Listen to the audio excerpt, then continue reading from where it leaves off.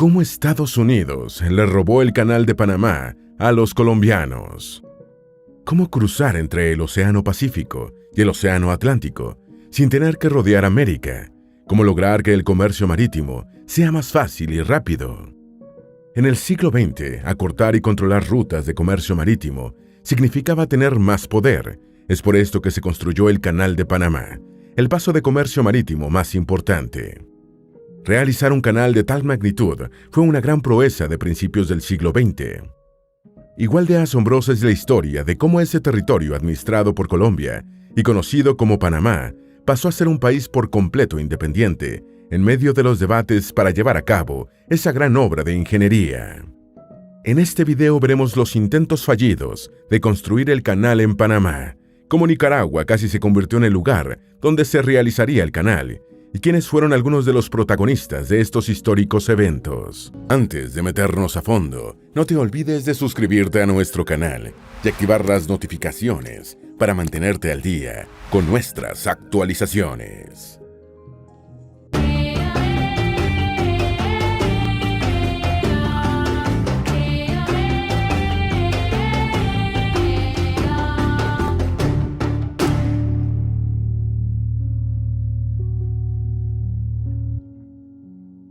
Breve historia de Panamá y la importancia del Istmo. Cuando la Gran Colombia se desintegró, el territorio de Panamá quedó en manos de la República de Nueva Granada. Luego, permaneció unido a Colombia y bajo administración del gobierno colombiano por muchos años. Un istmo es una parte angosta de tierra que une, por poco, dos zonas continentales separadas por el mar. Pero construir un canal de este tipo no fue una idea repentina que apareció de la nada. Había quienes veían ventajas en estas obras de ingeniería. Un personaje relevante fue nada menos que el reconocido escritor alemán Goethe. En 1827 vaticinó que Estados Unidos sería responsable del cruce. Comentaba que un paso entre el Golfo de México y el Océano Pacífico sería posible y además traería incalculables resultados. 2 años después, los panameños solicitaron a Simón Bolívar que definiera un plan para realizar una ruta clara hacia el istmo. Un primer plano formal de un posible canal en Panamá fue realizado por Napoleón Varela. Este ingeniero francés trazó mapas, pero estaba lejos de conocer la posibilidad real de construirlo. En 1848, un sindicato francés obtuvo una concesión para construir una vía de tren que les daba exclusividad de paso.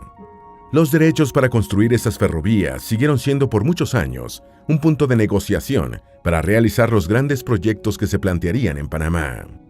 En ese entonces, todavía faltaba para que se construyera el Canal de Panamá, una megaestructura por donde los barcos podían pasar entre el Océano Pacífico y el Océano Atlántico. Un primer intento francés, del Canal de Suez al Canal de Panamá. La primera vez que se inició un proyecto de ingeniería para crear un canal en Panamá fue gracias a la iniciativa de los franceses, que obtuvieron una concesión. En concreto, fue una empresa privada llamada Compañía Universal del Canal Interoceánico. Estaba dirigida por Ferdinand de Lesseps, quien fue uno de los protagonistas en la construcción del Canal de Suez en Egipto. Este proyecto fue inaugurado el 17 de noviembre del año de 1869. El éxito en la construcción del Canal de Suez le había traído credibilidad a Lesseps. Había sido responsable de la conexión comercial más importante entre Europa y Asia. De Lesseps, además de haber sido diplomático en Alejandría, era también primo de la emperatriz Eugenie, esposa de Napoleón III.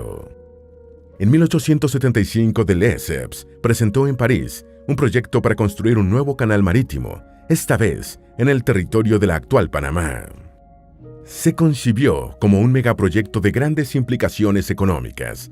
Consistía en llevar el terreno al nivel del mar. Su planificación incluía la construcción de represas de 40 metros de alto en la zona de Gamboa y luego realizar un camino de 24 metros de ancho en la llamada Corte Culebra. Se logró reunir el capital de numerosos inversores. El gobierno francés tenía gran interés en que todo saliera bien, pero aunque de Lesseps tenía buena reputación, otro intelectual francés preveía su caso en Panamá. El barón de Bruce, Adolphe Goldin de L'Épinay, era un ingeniero que había dedicado parte de su vida a estudiar el istmo centroamericano. Por ello sabía que la superficie panameña no era fácil de excavar hasta el nivel del mar. La geología y el clima panameño en nada se parecía a lo que de Lesseps había enfrentado en el árido Egipto. Lepinay opinaba que sería mejor aumentar el nivel del agua a través de represas y lagos artificiales, y no intentar bajar el nivel del terreno hasta el mar. Fue el primero en plantear esta solución inversa, pero su idea no fue tomada en cuenta en ese momento. El gran fracaso de Lesseps y las pérdidas. De Lesseps solo supervisó el proyecto en persona 2 veces en 7 años. Pasó casi todo el tiempo en Francia y no pudo ver la evolución de la obra. Uno de los problemas principales fue que no tomó en cuenta la particular situación climática de Panamá. En completa oposición al desierto de Egipto, donde se realizó el Canal de Suez, en Panamá llovía con frecuencia, había mucha humedad y enfermedades tropicales.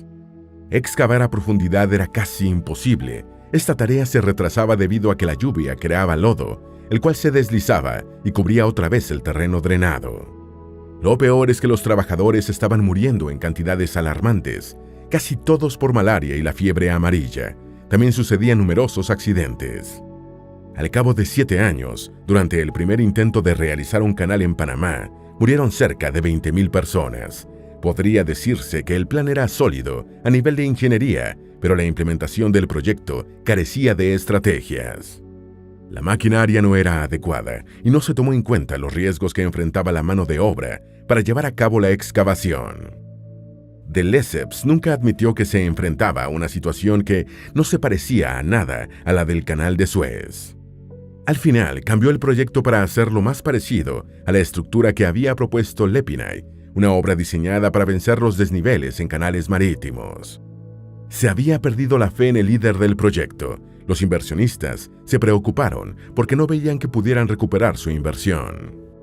El financiamiento adicional había fracasado, así que el proyecto no podía continuar. La compañía que mantenía la concesión abandonó la obra en 1889. Tiempo después, Ferdinand de Lesseps fue hallado culpable en corte por el delito de fraude en 1893. Murió 2 años después.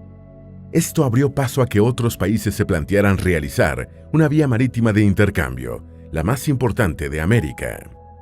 25 años antes de involucrarse con el proyecto del canal, ya Estados Unidos tanteaba la zona. En el año 1875, habían enviado 100 hombres a la Panamá colombiana para informar sobre la posibilidad de construir el paso marítimo. Después de eso, políticos y empresarios se fijaron el objetivo de hacer un proyecto de este tipo, aunque fuese en otro país. ¿Pudo existir un canal de Nicaragua en lugar de un canal de Panamá? Con el fracaso de los franceses, quedó en evidencia la dificultad del proyecto en Panamá. Esto desalentó a los inversores. Si los ingenieros que habían construido el Canal de Suez no lograron concretar el proyecto en Panamá, ¿realmente era posible realizarlo?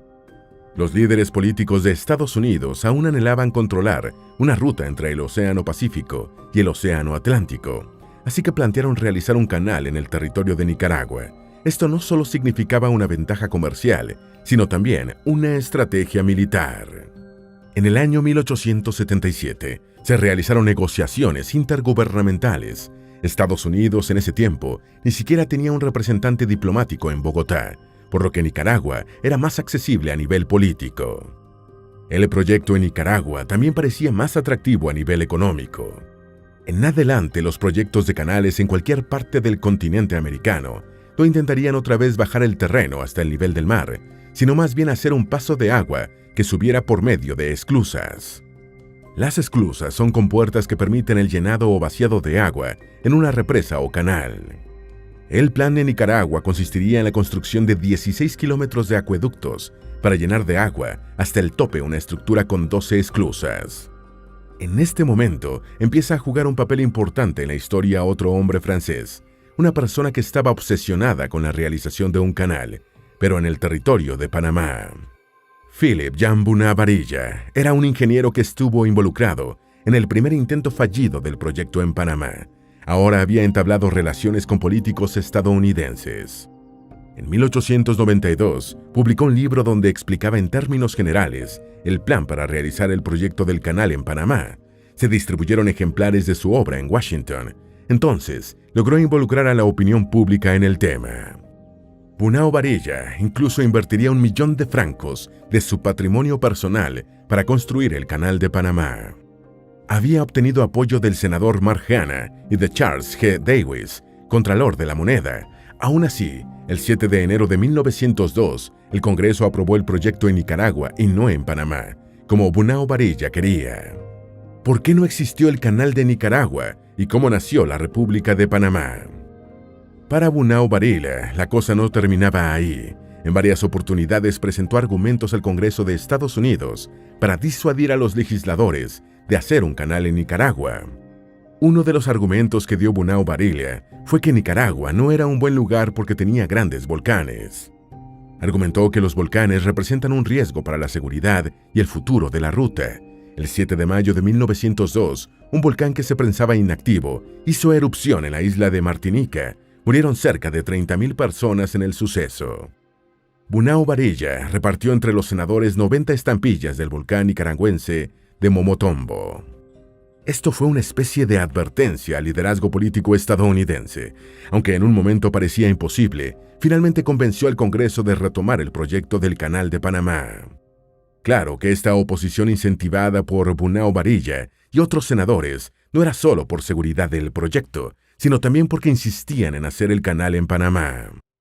Por esto, se aprobó en 1902 la Ley Spooner. Con ella se autorizó la compra de los activos de la compañía francesa que mantenía los derechos de la concesión dada por el gobierno colombiano sobre el suelo panameño.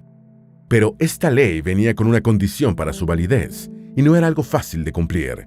Debía negociarse un tratado con Colombia para proteger la inversión, y en ese tiempo, Estados Unidos no tenía ni siquiera un representante diplomático permanente en Bogotá. Quizá por esto o por otras razones políticas, el Senado colombiano no ratificó la propuesta. Estados Unidos no invertiría en un proyecto tan grande sin tener seguridad jurídica. Entonces la ley sobre el Canal de Panamá no permitiría la inversión de esa suma de dinero. Con los líderes de Bogotá en contra, era imposible empezar un proyecto que traería prosperidad a la región. A partir de entonces, y con ayuda de los medios de comunicación escrita, empezó a jugar un papel importante la situación social de Panamá. La población panameña, en su mayor parte campesina, se sentía decepcionada por el abandono del proyecto. Ya había costado mucho trabajo en el pasado los intentos fallidos de realizar el canal. Algunos panameños consideraban, además, que los administradores bogotanos no eran los indicados para decidir sobre la economía de los recursos de Panamá. Temían que no se hiciera el canal y también que en caso de que se aprobara un proyecto por el Senado colombiano, el pueblo panameño no recibiría a cambio lo que le correspondía. Algunos líderes de Panamá empezaron a comentar que no era justo que el gobierno colombiano en Bogotá fuese el administrador de la concesión del proyecto. Se asomaba entonces la necesidad de ser un país por completo separado, una república nueva. Un senador panameño, José Agustín Arango, tenía la firme creencia de que la prosperidad anhelada no llegaría mientras el istmo de Panamá estuviese inexplotado y subordinado. Para él, el gobierno colombiano no conocía de primera mano lo que se vivía en Centroamérica, ni tenía intenciones reales de colaborar en la mejora de las condiciones de vida de los panameños. Muchos panameños se sentían abandonados a su propia suerte. Agustín Arango fue uno de los personajes que incentivó la secesión y nacimiento de la República de Panamá. La separación de Panamá con el apoyo de Estados Unidos. Se dice que el 25 de julio de 1903 hubo una reunión entre el senador Agustín Arango, empleados del ferrocarril de Panamá y algunos militares estadounidenses. Bunao Varilla se sumó a la Revolución de Panamá y fomentó la consigna de separación. Era su papel para que sucedieran las negociaciones a las que tanto empeño había puesto durante tantos años. Tuvo un papel protagónico, ya que pagó hasta $1 millón a la guerrilla panameña para que pudieran realizar operaciones en favor de la independencia. Bunao Varilla fue quien redactó una declaración de independencia y una constitución, inclusive diseñó y cosió una bandera. Este hombre cumplió en su proyecto de vida que negociaciones y eventos permitieran la realización de un canal comercial que cambiaría el mundo. Por supuesto que podría verse también como un fundador de la República. Estados Unidos, convencido de la importancia de la construcción del canal y su administración, decide apoyar el movimiento. Todo parecía indicar que se iniciaría un conflicto armado. Por suerte, un hecho histórico aplacó esas posibilidades. Años atrás, Colombia había estado en guerra civil, la Guerra de los 1000 días. Este conflicto dejó consecuencias económicas y morales. Al momento de la emancipación de Panamá frente a Colombia, los líderes colombianos ya estaban en aprietos. Los eventos más importantes para la declaración de la República empezaron el 10 de noviembre del año 1903 y terminaron el 18 de noviembre del mismo año con la firma del Tratado Bunao-Varilla. Días antes, el 2 de noviembre de 1903, Estados Unidos había enviado una embarcación militar hacia aguas panameñas en señal de respaldo a la independencia. Estados Unidos reconoció, de hecho, desde principios de noviembre, la plena soberanía de Colombia en Panamá. Se dice que políticas de altas esferas en Norteamérica habían garantizado el respaldo a Bunao-Varilla.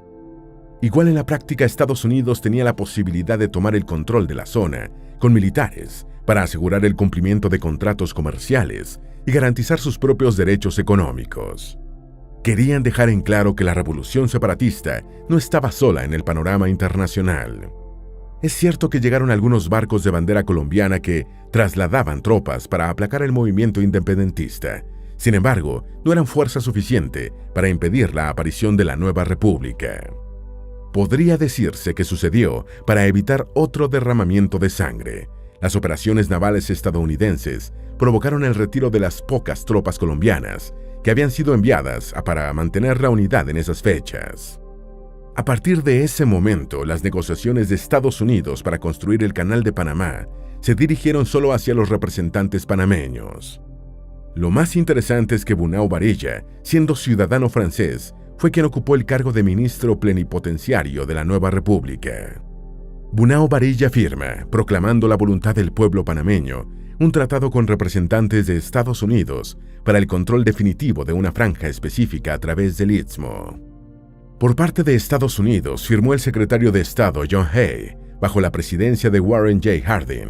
Esto concreta un proyecto que empezó Theodore Roosevelt en su presidencia. El tratado se conoce como Hay-Bunao-Varilla. En él, se otorga a Estados Unidos los derechos de explotación para construir el canal. Por esto, Estados Unidos pagaría $250,000 al año. Para evitar cualquier contratiempo, Estados Unidos envió más barcos para asegurar que se respetase la recién adquirida autonomía administrativa panameña. También a partir de ese momento, se cumplía lo exigido por la ley Spooner, por lo que Estados Unidos compró toda la maquinaria industrial propiedad de la Camping Nouveau. Esta inversión fue de $40 millones. Por el mismo tratado, en 1904 se creó la zona del Canal de Panamá. En el primer trimestre del año siguiente se creó en Estados Unidos la Comisión del Canal del Istmo, la cual se encargaría de supervisar la obra de ingeniería. Al final se logró programar y coordinar una de las obras de ingeniería más importantes para el comercio mundial. Los trabajos de construcción se extendieron por 10 años. Se hizo con un sistema innovador para el paso de barcos, nunca antes realizado en esa magnitud. Es una especie de ascensor de agua que se sirve de las esclusas. Las esclusas del Canal de Panamá son conocidas como Gatún, Miraflores y Pedro Miguel. Gracias a su mecánica pueden subir buques que vienen del Atlántico hasta 26 metros sobre el nivel del mar, para luego bajarlos otra vez al cruzar el canal hacia el Océano Pacífico. El Canal de Panamá se inauguró y comenzó a operar el 15 de agosto de 1914. Gracias a la conclusión del canal, todos los viajes marítimos entre el Océano Atlántico y Pacífico se pueden acortar. Antes de que estuviera listo, el viaje era de unas 8.000 millas náuticas, más largo, casi 15.000 kilómetros. Los barcos mercantes que rodeaban América del Sur duraban hasta 2 meses para pasar de unas aguas a otras. El canal permite que los barcos naveguen por una ruta similar en tan solo 8 o 10 horas. El coste de desplazamiento es por lo menos 10 veces menor. Hemos visto cómo los primeros intentos de realizar el Canal de Panamá fueron un plan fallido en ejecución y en seguridad laboral. De Lesseps tuvo éxito en el Canal de Suez, pero en el Canal de Panamá provocó uno de los mayores escándalos financieros de finales del siglo XIX. Pero gracias a ello existió un proyecto en Nicaragua, al que se opuso un hombre que cambió para siempre la historia de Panamá y del mundo. La obsesión de Bunao-Varilla. por ver realizado el Canal de Panamá, lo llevó a convencer a diputados y senadores estadounidenses a financiar una revolución y al final a ser primer ministro y firmante del tratado que dio vida al proyecto. Para 1914 había cambiado todo el comercio internacional. También había nacido un nuevo país independiente. Esperamos que este video te haya sido útil. Si tienes algo que agregar, por favor compártelo con nosotros en la sección de comentarios. Dale me gusta a este video y envíale el enlace a familiares y mejores amigos para que aprendan más de la geografía del planeta. Si eres nuevo en nuestro canal, no olvides suscribirte y seguirnos en todas nuestras redes sociales que están debajo de la descripción. Recuerda, la mejor forma de aprender de la Tierra es explorándolo con GeoEasy's.